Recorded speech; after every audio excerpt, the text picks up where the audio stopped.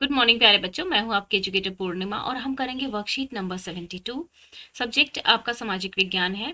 इसमें हम economy revise कर रहे हैं। कक्षा आपकी 10वीं है और डेट है 31 दिसंबर। अर्थव्यवस्था के क्षेत्रक। तो अर्थव्यवस्था के कितने क्षेत्रक है? 3 क्षेत्रक है। प्रथम, द्वितीयक और तृतीयक क्षेत्र। प्रथम में क्या होता है? जो भी कुछ हमें मिलता है, किससे मिलता है? हमें प्रकृति से मिलता है। ठीक है, जैसे आपको गेहूं मिला, चावल मिला, ठीक है, आ, या फिर मक्का मिला। ओके, ये सब चीजें, या फिर आपको खनिज मिले जैसे लोहा वगैरह, ये सब कहाँ से मिले? आपको प्रकृति से मिले। अब उसके बाद इनसे, जैसे गेहूं से अगर आप ब्रेड बनाते हो, तो ये किस में आ जाएगा? हमारा द्वितीय क्षेत्र में आ जाएगा। ओके, फिर तृतीय क्षेत्र में ये ब्रेड बेचने के लिए आपको कहीं जाना पड़ेगा। अगर आप बना रहे हो तो जो ब्रेड बेचने का काम है वो कुछ बना तो रहा नहीं है, वो क्या कर रहा है? सिर्फ उसको प्रोवाइड कर रहा है। तो वो हो गया हमारा तृतीय क्षेत्र। जैसे आप होटल में रहते हो या फिर आप ट्रैवल करते हो, तो रेल में जाते हो, बस में जाते हो, कुछ प्रोड्यूस नहीं कर रहे, जस्ट आप क्या प्रोवाइड कर रहे हैं? वो सेवा प्रोवाइड कर रहे हैं आपको। ठीक है, तृतीय क्षेत्र को सेवा क्षेत्र इसीलिए कहा जाता है। अब सार्वजनिक क्षेत्र यानी कि जो पब्लिक सेक्टर होता है, उसमें अब जैसे गवर्नमेंट हॉस्पिटल बनाया गवर्नमेंट ने, या गवर्नमेंट स्कूल बने। ठीक है, ये स्कूल बने या गवर्नमेंट क्या चाहती है कि सभी पब्लिक को एजुकेशन मिल सके चीप रेट पे, या फिर हेल्थ सबकी ठीक रह सके। तो गवर्नमेंट का मोटिव क्या है? Public interest. जिस चीज में पब्लिक का इंटरेस्ट है, ठीक है, वही चीज गवर्नमेंट करती है। अब निजी क्षेत्र का मुख्य उद्देश्य होता है लाभ कमाना।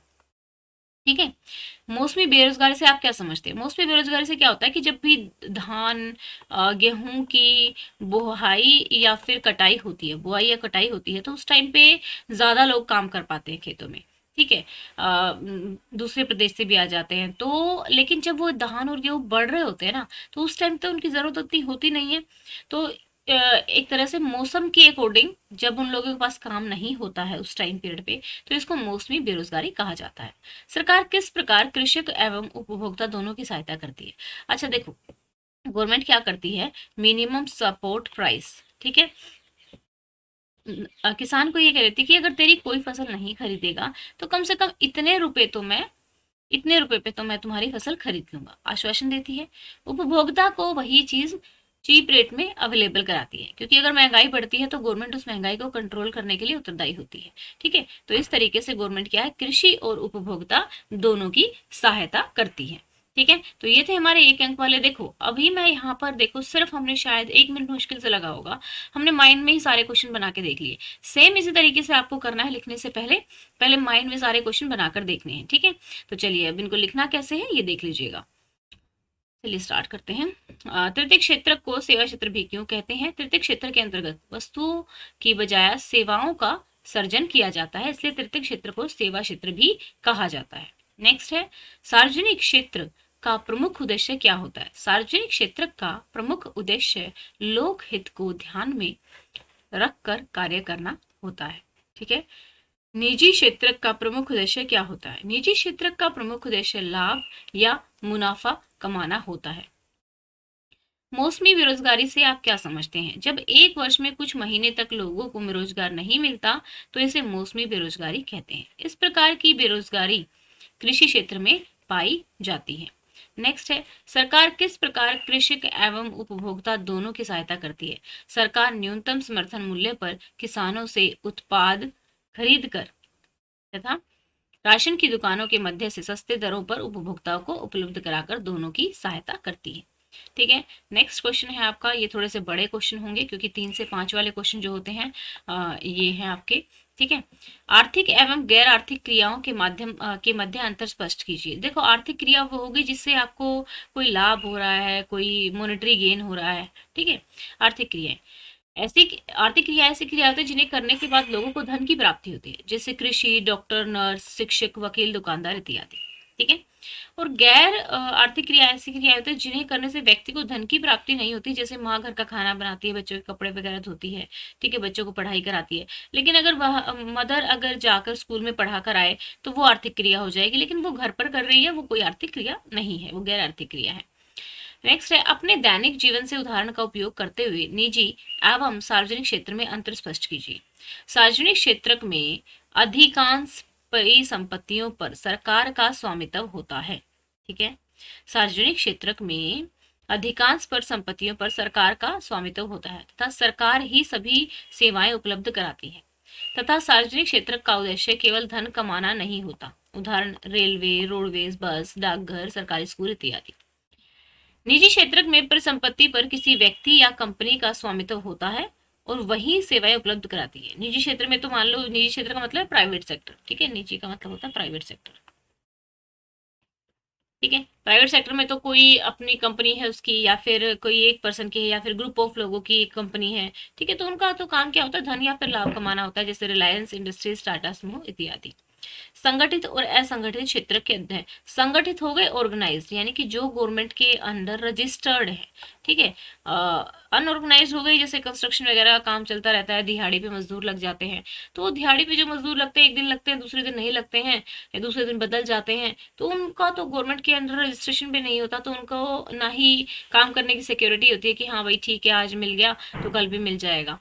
संगठित क्षेत्र सरकार द्वारा पंजीकृत होते हैं, जबकि असंगठित क्षेत्र सरकार नियंत्रण से बाहर होते हैं।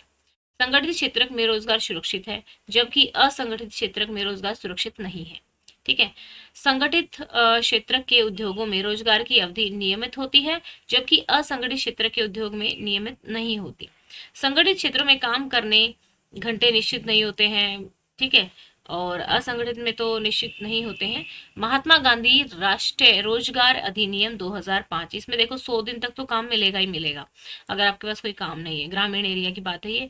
और यदि सरकार ये भी मतलब अवेलेबल नहीं है, काम अवेलेबल नहीं है, तो सरकार को बेरोजगारी भत्ता देना होगा उस पर्सन को, ठीक है। नेक्स्ट है हमारा, भारत में कितने प्रकार की बेरोजगारी पाई जाती है। भारत में बेरोजगारी पाई जाती है चक्रीय बेरोजगारी, ठीक है। मौसमी बेरोजगारी मैं एक्सप्लेन कर चुकी हूँ आपको। प्रच्छन्न और अलग बेरोजगारी, ये बेरोजगारी क्या होती है कि भाई मान लो एक खेत का मतलब एक किला है, ठीक है, और उस घर के 5 लोग हैं, पांचों के पांचों कटाई बुआई में लगे पड़े हैं, ठीक है, लेकिन हालांकि वहां पर उतनी उस चीज की जरूरत है नहीं, है ना। मान लो अगर 4 लोग भी काम करेंगे तो पैदावार उतनी ही होनी है, तो जो एक लगा हुआ है या फिर 3 लोग काम करेंगे, पैदावार उतनी ही होगी। एक लगा हुआ है, 2 लगा हुआ है, उसका कोई फायदा नहीं, तो वैसे ही लगा हुआ, तो इसको बोलते हैं प्रच्छन्न और अलग बेरोजगारी। शिक्षित बेरोजगारी, क्योंकि उसकी प्रोडक्टिव वैल्यू जीरो हो गई ना, productive value in the sense कि उसके लगने से कुछ प्रोड्यूस नहीं हो रहा है। शिक्षित बेरोजगारी हमारा क्या हो जाएगा, इसमें क्या होता है कि लोग मतलब एक तरह से शिक्षित होते हैं, लेकिन फिर भी उनको अपनी सुटेबल जॉब नहीं मिल पाती है। संरचनात्मक बेरोजगारी, ठीक है। नेक्स्ट है आपका सकल घरेलू उत्पाद से आप क्या समझते हैं। किसी कि ये हमारे हैं आपके सोर्स बेस्ड क्वेश्चन, तो एक बार सोर्स पढ़ लेते हैं, ठीक है। पहले सोर्स पढ़ना जरूरी है, क्योंकि सोर्स बेस में क्या होता है, सोर्स से ही क्वेश्चन आता है आपका, इसे हमें पढ़ना होता है क्या क्या दिया होता है। किसी विशेष वर्ष में प्रत्येक क्षेत्रक द्वारा उत्पादित अंतिम वस्तुओं व सेवाओं का मूल्य। अंतिम का मतलब क्या है, अंतिम वस्तु वो वस्तु होगी जो फाइनली बाजार में उतर सकती है, यूज की जा सकती है फाइनली, उस वर्ष की में कुल उत्पादन की जानकारी प्रदान करता है। तीनों क्षेत्रकों के उत्पादन के योगफल को, तीनों क्षेत्रों में से हमने उठा लिया और उनको योग कर दिया, जोड़ दिया, तो उसको कहते हैं सकल घरेलू उत्पाद, ठीक है।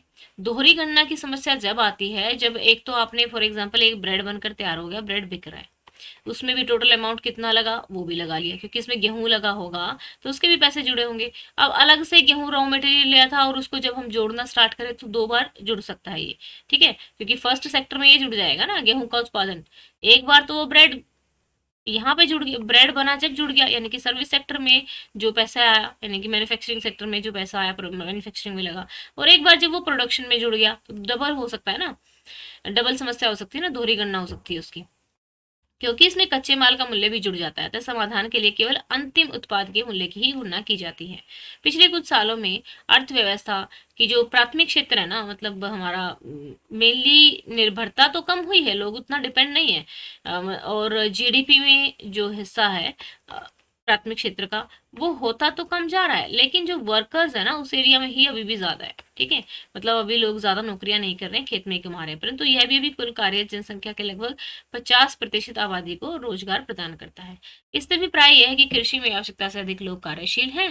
दूसरे शब्दों में ये कह सकते हैं कि कृषि क्षेत्र में लगे लोग अल्प बेरोजगारी की समस्या का सामना कर रहे हैं। ये बेरोजगारी छिपी हुई होती है, इस प्रकार बेरोजगारी को हम छिपी हुई बेरोजगारी कहा जाता है।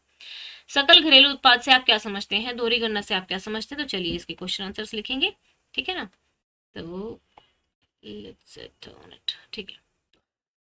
सकल घरेलू उत्पाद से किसी भी एक देश में एक वर्ष में उत्पादित वस्तुओं और सेवाओं के अंतिम मूल्य, ये बहुत इंपॉर्टेंट है लिखना, को सकल घरेलू उत्पाद कहते हैं।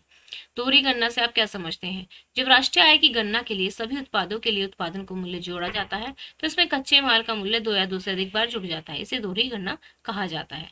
ठीक है, नेक्स्ट करेंगे यहाँ पे, एक सेकेंड। अल्प रोजगार से आप क्या समझते हैं? जब किसी एक काम में आवश्यकता से अधिक लोग लगे हुए हों तो उसे अल्प रोजगार कहते हैं, जिसे कृषि कार्य में लगे हुए लोग। कृषि क्षेत्र में छिपी हुई बेरोजगारी की समस्या का हल करने के लिए एक उपाय बताइए। कृषि क्षेत्र में छिपी हुई बेरोजगारी की समस्या का हल करने के लिए छोटे उद्योग धंधों को बढ़ावा दिया जाना चाहिए। ठीक है, क्योंकि छोटे उद्योग धंधे अगर बढ़ेंगे तो लोगों को वहाँ पे काम मिलेगा और वो कृषि क्षेत्र पे कम डिपेंडेंट रह पाएंगे। ओके स्टूडेंट्स, तो ये थी हमारी आज की वर्कशीट और आप लोगों का क्विज है शाम को 7:30 बजे। तो वैसे तो मैं नोटिफिकेशन लगाई दूंगी 7:30 पे। शाम को क्विज है आपका, किसका? साइंस का। और टॉपिक कौन सा रहने वाला? दोनों ही मीडियम का होगा। टॉपिक है आपका जैव प्रक्रम, यानी कि आपकी किताब का छठा चैप्टर है साइंस का, जिसमें मैं आपसे एंजाइम्स के बारे में और न्यूट्रिशन, मोड ऑफ न्यूट्रिशन के बारे में पूछूंगी। ठीक है ना? तो स्टूडेंट्स, ये थी हमारी आज की वर्कशीट। सब्सक्राइब तो आप लोग कर ही देते हो चैनल को, आप वीडियोस को आपको शेयर करना ताकि और बच्चे भी पढ़ सकें। ठीक है, ये अपना टेलीग्राम चैनल है, आप इसको ज्वाइन कर सकते हैं जाके। ये मेरा अनअकैडमी का कोड है, अगर आप चाहें तो यूज़ कर सकते हैं। कुछ स्पेशल क्लासेस जो होती हैं वो इस कोड से ओपन हो जाती हैं, जाके देख सकते हैं। अगर वो कोड मांगता है तो आप ये कोड डाल के उसको ओपन कर सकते हैं। ठीक है, और ये है आपका एसेंट प्रोग्राम जो कि 10 जनवरी को टेस्ट होने वाला है। आप ये टेस्ट दे सकते हैं क्योंकि एनसीईआरटी बेस्ड टेस्ट है और 10th क्लास है आपकी, तो थोड़ा रिविजन हो जाएगा। अगर एक तो रिविजन लगा लो, ठीक है, दूसरा प्रैक्टिस हो जाएगी। कई महीने से टेस्ट भी नहीं हुआ है हमारा, क्योंकि यूटी तो आप नकल मार के दे देते हो, है ना? इसमें तो कोई देख भी नहीं रहा आपको, तो खुद की प्रैक्टिस है, देख लो कितना कितना आपने गेन किया है, इतने दिन से पढ़ रहे हो तो। ठीक है, और अगर अच्छे मार्क्स आ जाते हैं तो 5 लाख रुपए तक की आपको स्कॉलरशिप मिलेगी। इसके लिए लिंक जो है मैंने डिस्क्रिप्शन में दे दिया है। अब इसको इसको देने के लिए आपको अनअकैडमी की ऐप को पे जाना होगा, वहाँ पे एनरोल करना होगा, और 10 तारीख को दे लेना। इतने रिवाइज भी कर लो क्योंकि छुट्टियां भी हो गई हैं। ठीक है ना? तो चैनल को सब्सक्राइब कीजिएगा, वीडियोस को शेयर कीजिएगा, और आज की वीडियो के लाइक का टारगेट हम रख देते हैं 1000 लाइक। ओके स्टूडेंट्स, 1000 लाइक तक आप इस वीडियो को पहुंचाएंगे। Thank you, have a nice day, may God bless you.